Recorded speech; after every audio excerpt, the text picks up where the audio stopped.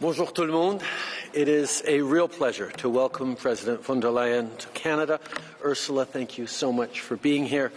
No matter where we are, NATO meetings, Canada-EU summit, Brussels, G7 leaderships, I've always been able to count on your insights, your friendship, and your steadfast values.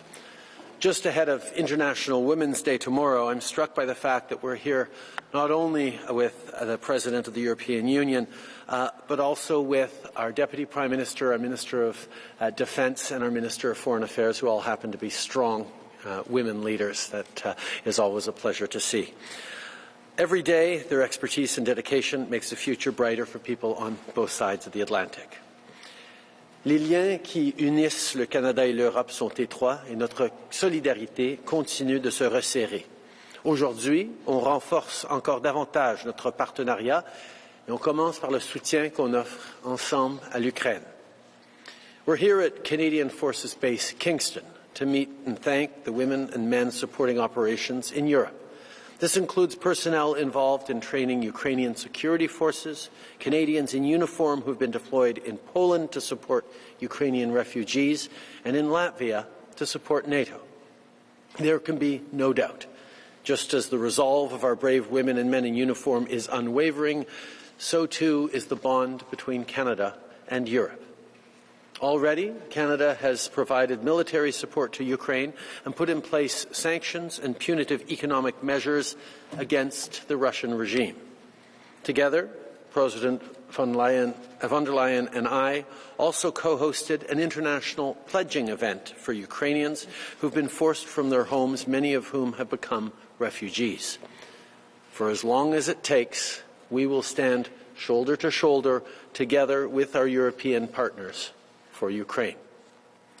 Today, I can announce that we are extending our engineering training as part of Operation Unifier until at least the fall, and deploying CAF medical trainers to help Ukrainian forces with combat medical skills. We're also investing $3 million for demining in Ukraine and working with the EU to deliver energy equipment to Ukraine for their power grid. Je suis heureux de vous annoncer qu'on prolonge la formation de sapeurs de combat dans le cadre de l'opération unifiée jusqu'en octobre 2023 au moins. On va également déployer des formateurs médicaux des forces armées canadiennes pour aider les forces ukrainiennes à acquérir des compétences en médecine de combat.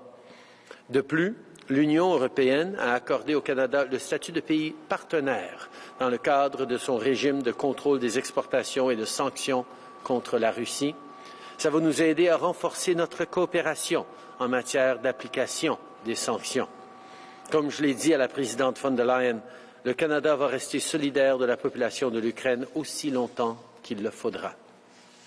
Today, the President and I also talked about another shared priority, growing strong and resilient economies and creating jobs on both sides of the Atlantic. For over 6 years now, CETA has helped our businesses work together to create growth and opportunities.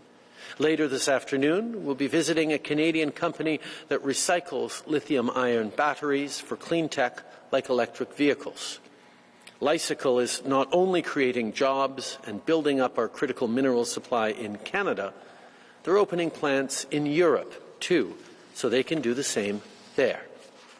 Whether it's ways that Canada is leading, or ways the EU is leading, or ways in which we're leading together. This partnership means good jobs for our workers and resources that the world needs. So today, we're strengthening this partnership even further. Pendant la visite du chancelier Scholz l'été dernier, on a pris l'engagement de procéder aux premières exportations d'hydrogène vers l'Allemagne d'ici 2025. Aujourd'hui, on annonce le passage à une nouvelle étape avec un plan d'action amélioré sur l'hydrogène entre le Canada et l'Union européenne. The new Canada-EU Enhanced Action Plan on Hydrogen will mobilize investment, support businesses, share expertise, and get clean Canadian hydrogen to Europe. Fundamentally, it's about good middle-class jobs, economic growth, and clean energy. This is on top of work together on protecting nature and fighting climate change to deliver a strong future for our kids and grandkids. There is so much that Canada and Europe share: a commitment to the people of Ukraine, to defending democracy and international law, and to protecting human rights. Shared values like gender equality, and a commitment to growing the middle class and making sure people have good careers they can be proud of and build their families and communities around. And a belief that we can and will build a strong, healthy future for generations to come. Le Canada et l'Europe sont des amis, des alliés et des partenaires commerciaux. En renforçant nos liens, on bâtit un avenir plus fort et plus prometteur pour tous nos citoyens. Ursula, encore une fois, c'est un grand plaisir de t'avoir ici avec nous aujourd'hui. À vous la parole. Thank you very much, Prime Minister, dear Justin. I've been very much looking forward to this visit. Indeed, Canada is one of the European Union's most trusted partners. We share the same vision of the world, the same democratic values. We believe in the power of cooperation, solidarity and multilateralism. We are not only partners, we are true friends. And it is as close friends that we worked together through this last year, that we coordinated our support, for example, to the brave people of Ukraine, united in a common purpose. I know the deep and historical ties that you, Canada, have with our neighbour, Ukraine.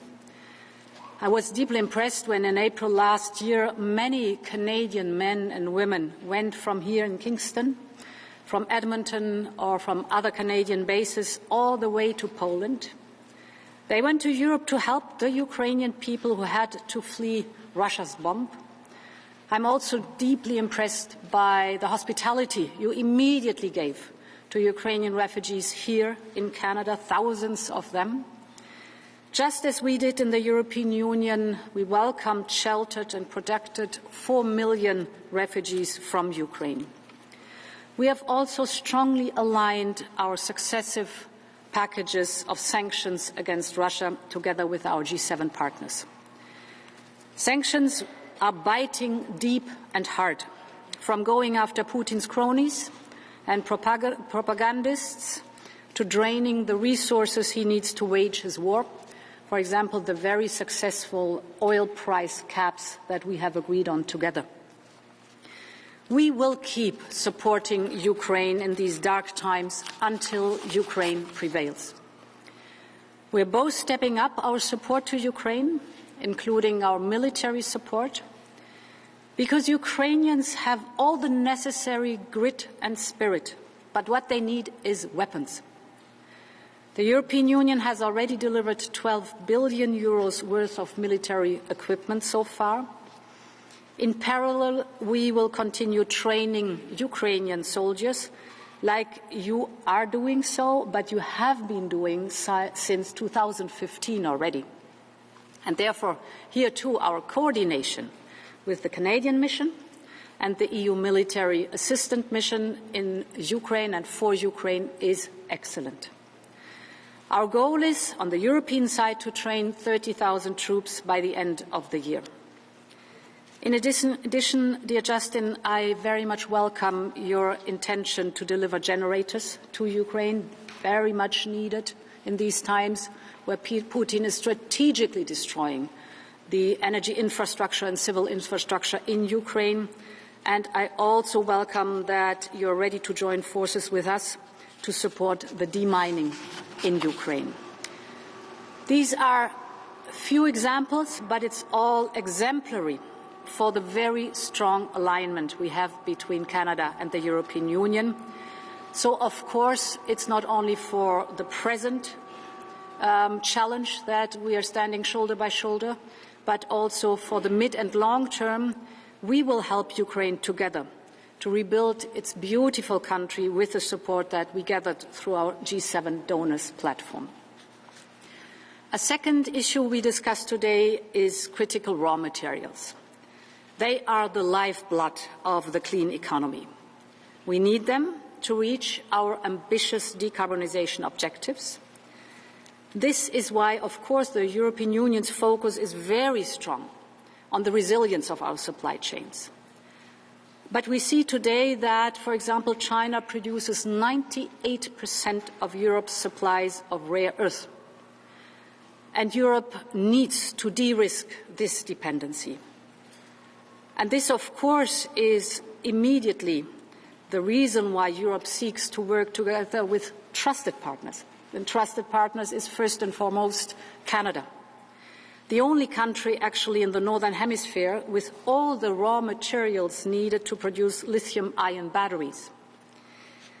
You have a vast experience on mining and processing, and we know, and that is important in combination, we know the importance that you attach to labor rights, to environmental protection, and to the respect for local communities.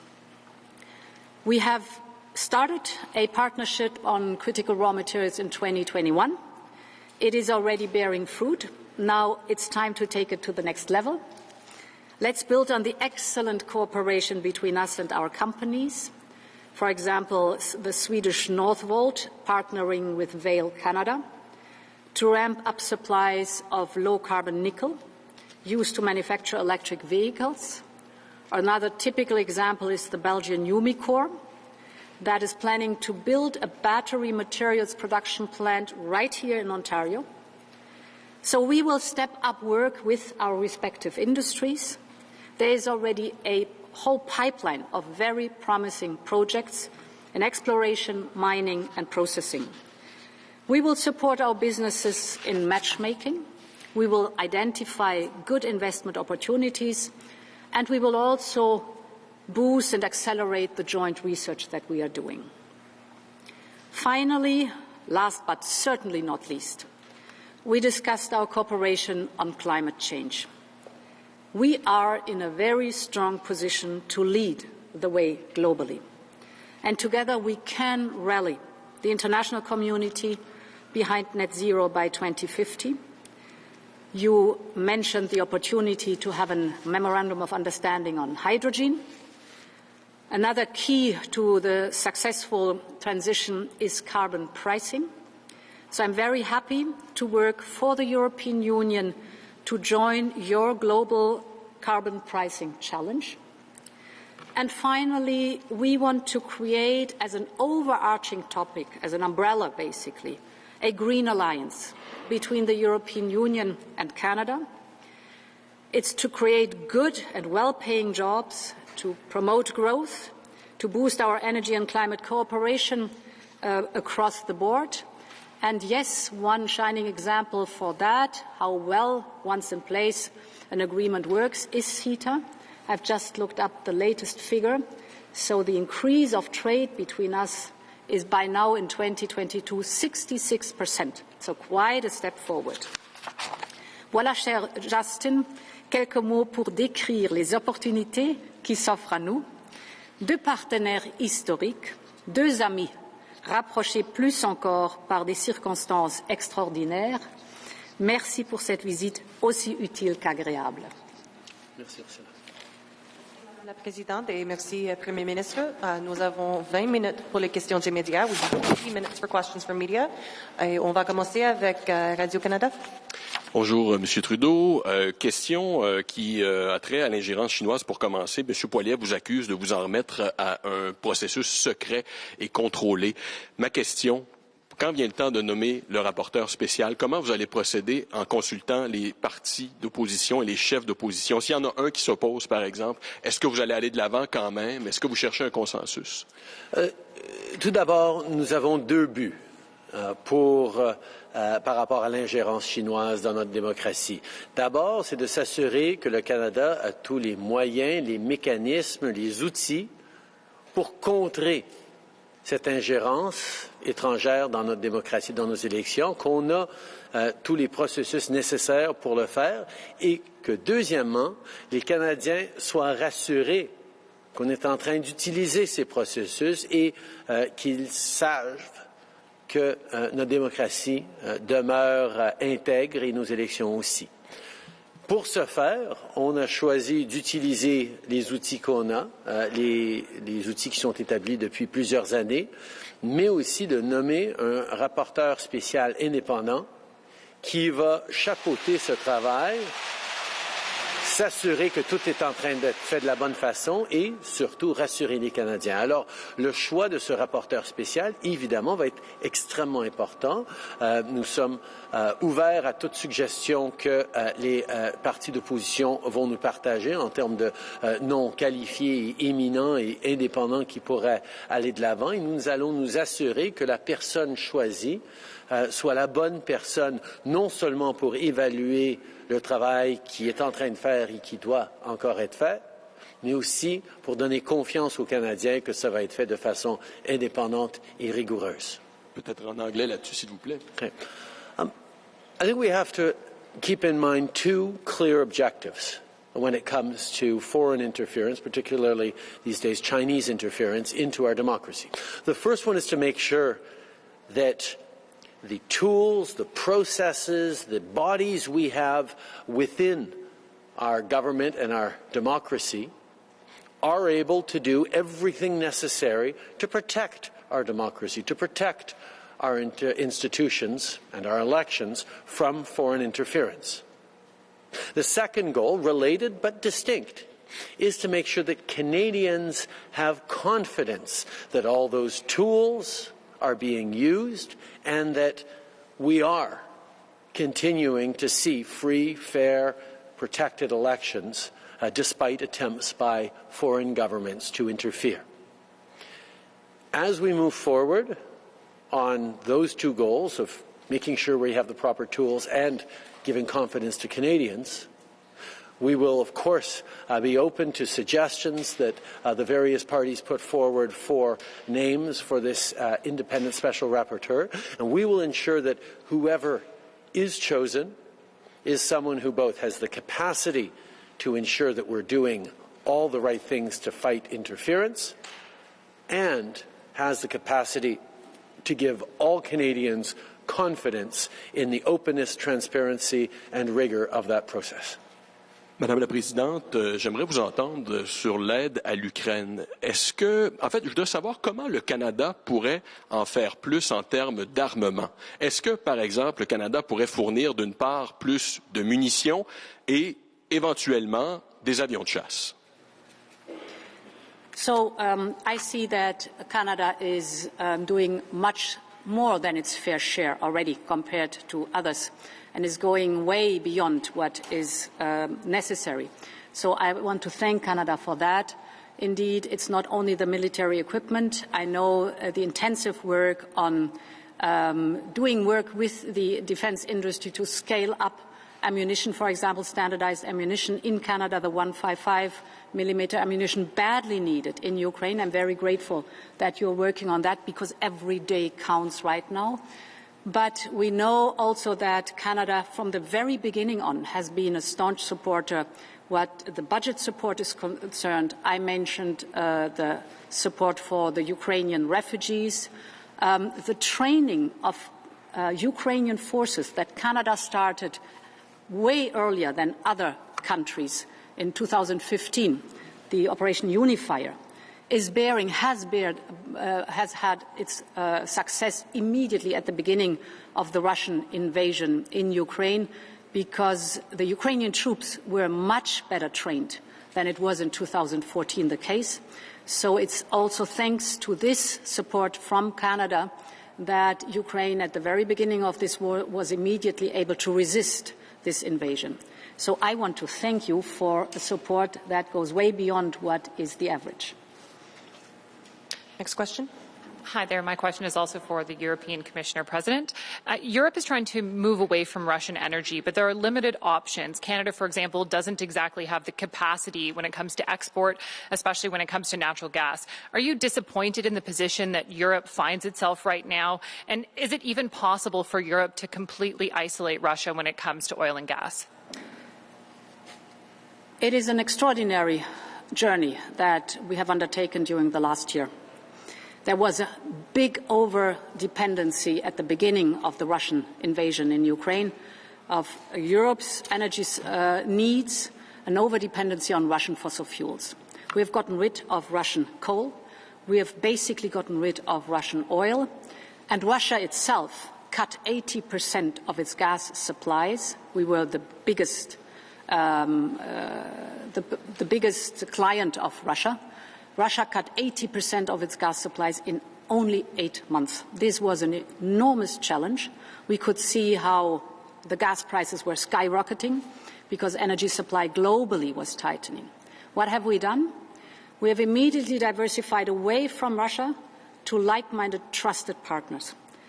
Most and foremost the United States with LNG, but also Norway with pipeline gas.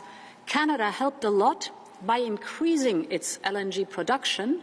We do not have the necessary infrastructure to link Canada directly with the European Union, but the increased production of LNG here in Canada helped the global market to supply enough LNG to those who needed it, for example, the European Union.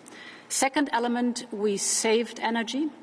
The Europeans saved 20% of their energy consumption during the last year. The third element is the most important. We massively invested in renewable energy because this is not only good for the climate, but it's also good for our independence and it creates jobs at home. And here, I must say, last year, for the very first time, we produced more electricity from wind and solar than from gas.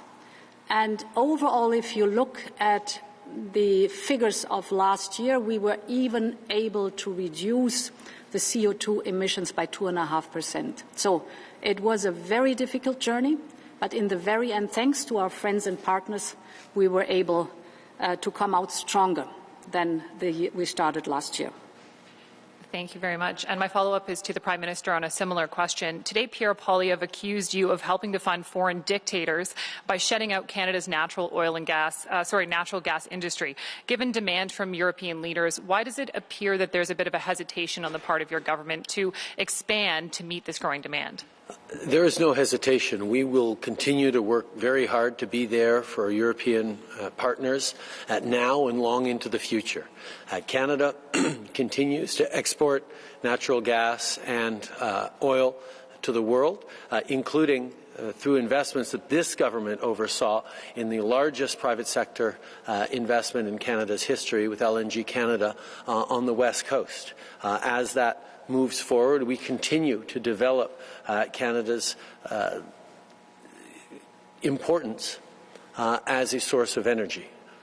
But we know that the world is changing, and that even as Europe is facing significant needs that we're happy to work with them to respond to and that we're encouraging our companies to look at, we know that the transformation of our energy mix towards lower carbon and renewables is going to be essential, which is why Canada can position itself to be a supplier, a reliable supplier of energy in a net zero world. And the innovation and the leadership that's going on in our energy sector right now, including by extraordinary energy workers in Alberta, Saskatchewan, and Newfoundland, who are in the traditional energy sectors, are leading the charge in decarbonization of our traditional sources while they're investing in innovation and growth in renewables. We are there to support trusted partners as the world is discovering that Russia and other authoritarian states are not trusted partners upon which to build strong economic growth for our citizens or for our countries. That's why Canada is so pleased to be working so closely with the European Union and other partners as we ensure that we're meeting energy needs now and long into the future as we approach net zero. Next question. Okay. Nous allons toujours être là pour nos partenaires. Et on voit très clairement que l'Europe a besoin d'appui maintenant. C'est pour ça qu'on a augmenté notre production de gaz naturel pour ajouter aux marchés internationaux, pour pouvoir libérer de l'espace ou des produits ou des ressources pour l'Union européenne. Mais en même temps, nous savons à quel point c'est important non seulement d'enlever la dépendance de l'Europe et des autres sur le gaz et l'essence russe, mais il faut qu'on réduise notre dépendance sur les carburants fossiles.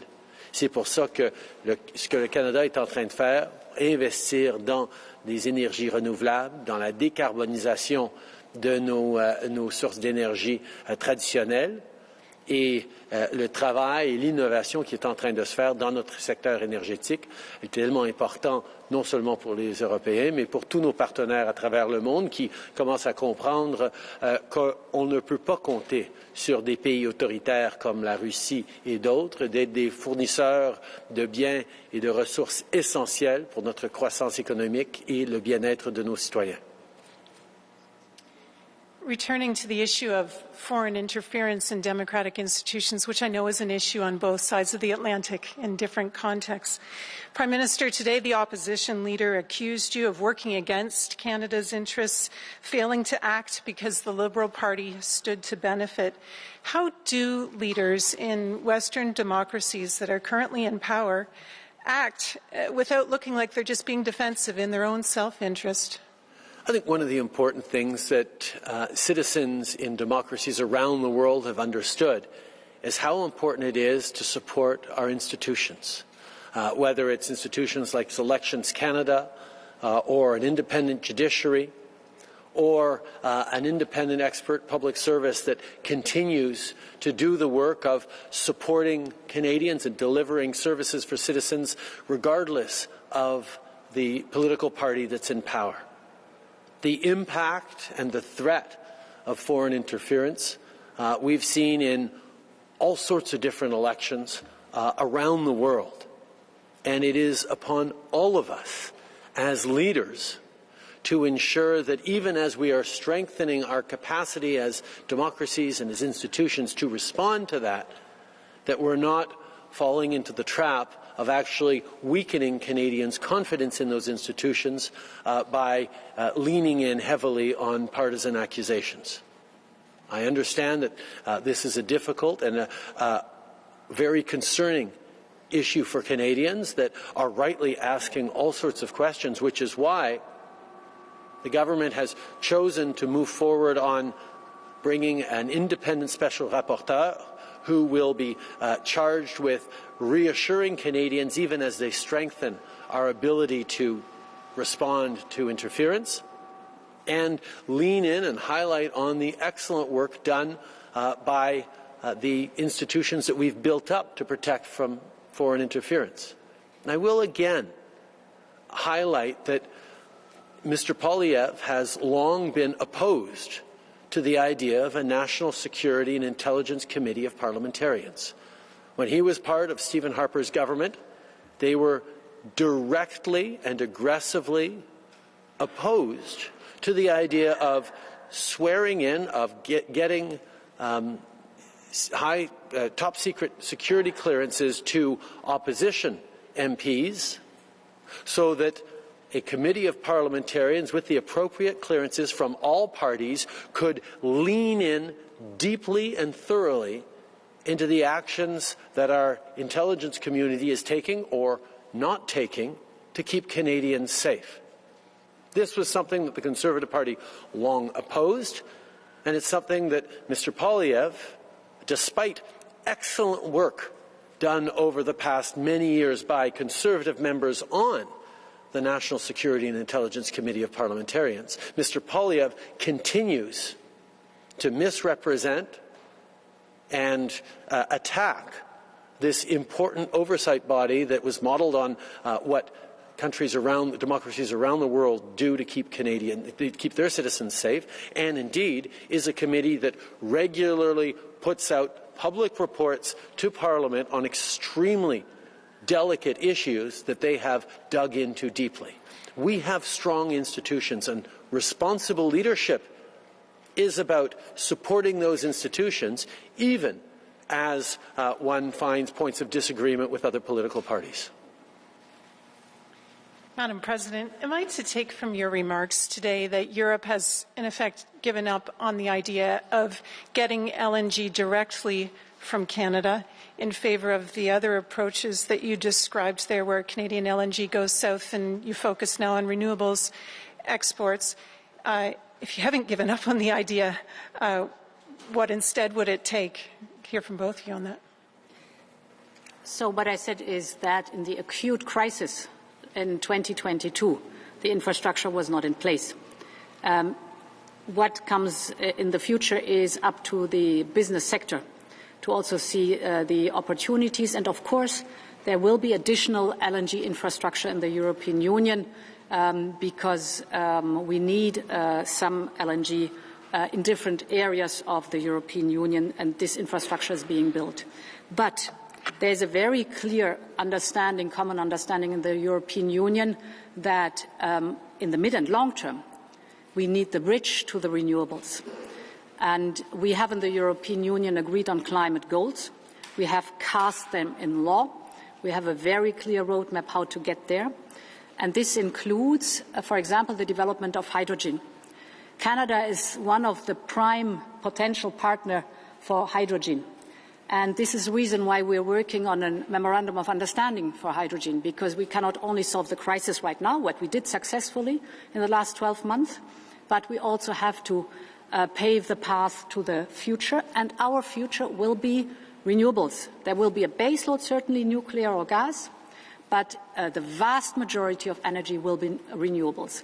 And hydrogen, the European Union is planning on producing on its own 10 million tons of hydrogen by 2030, but also importing 10 million tons of hydrogen by 2030. So, and this is something where this is a lot, what we need, where we really need to work with trusted partner and start now the cooperation. And if I could just add, let's be very clear. The $40 billion LNG Canada project on the West Coast to export LNG and displace coal in Asia was not a government project. It was a consortium led by Shell of international companies that saw a business case in doing exactly that, and we fully supported them in their ability to do that, but it was a commercial project. Similarly, there are companies looking into the viability and the value of exporting LNG off the East Coast, and they are making their decisions on market expectations and commercial principles. We as a government will, of course, be there to support and facilitate it if there's a company interested in invested. But it's not a government project that's going to do that. It's private companies, just like it's private companies in Germany and in Europe that are receiving and putting orders for LNG from Canada. Good afternoon, Prime Minister. Taria Isra with Global News. When it comes to the investigation into election interference, you said you want it to be nonpartisan, but when election interference reports initially surfaced, you suggested it was racist to raise these concerns. But several Chinese-Canadian leaders have said that was reductive and that you ignored their warnings about interference. So do you have anything to say to Chinese-Canadians who may feel ignored, and do you take responsibility for politicizing this issue? On the contrary, I have heard regularly from Chinese Canadians who are pointing out that the first targets of foreign interference from China are always Chinese Canadians. That it is diaspora communities themselves that, far from being, as some have chosen to suggest, perpetrators of foreign interference, are actually targets of foreign interference. And I think it's extremely important for us to understand that standing up for all Canadians includes standing up for Canadians who can trace their roots to different countries around the world, whether it's China or Iran or Russia, who are themselves the primary targets of interference. And I think that's something that often gets overlooked in the discussions around foreign interference. Final question. And just on the special rapporteur, can we get a little bit more specific on the mandate? Is it to investigate allegations of meddling, or whether your government knew about these allegations and did not act? As we said a number of times, the special rapporteur will be there to ensure that Canada has all the mechanisms and tools necessary and is making best use of them to counter foreign interference, and to reassure Canadians that we are doing exactly that. This is key to the work that the Special Rapporteur will do in an independent and rigorous way. But part of one of the things we learned from Commissioner Rouleau's response around the Public Order Emergency Commission was working with the Special Rapporteur to establish the right terms of reference and mandate for them to achieve those two goals of making sure we have the right systems and reassuring Canadians that everything necessary to be done has been and will be done. Involving them is really important. Thank you. That will conclude today's press conference. Merci. Ça va mettre fin à la conférence presse. Merci tout le monde. There we go. Let's go.